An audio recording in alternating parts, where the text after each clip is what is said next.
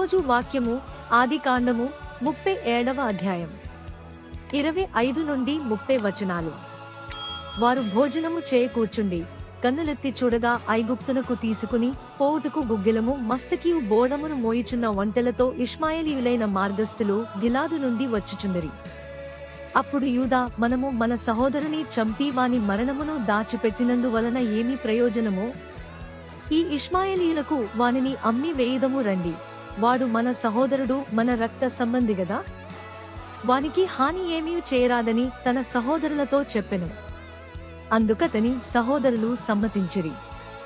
మిద్యానీయులైన వర్తకులు ఆ మీదుగా వెళ్ళుచుండగా వారు ఆ గుంటలో నుండి యోసేపును పైకి తీసి ఆ ఇష్మాయేలీయులకు 20 తులముల వెండికి అతనిని అమ్మివేసిరి. వారు యోసేపును ఐగుప్తునకు తీసుకునిపోయిరి.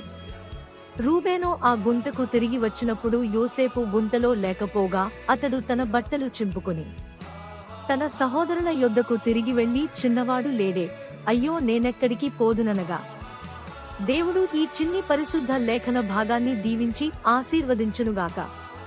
ఆమెన్.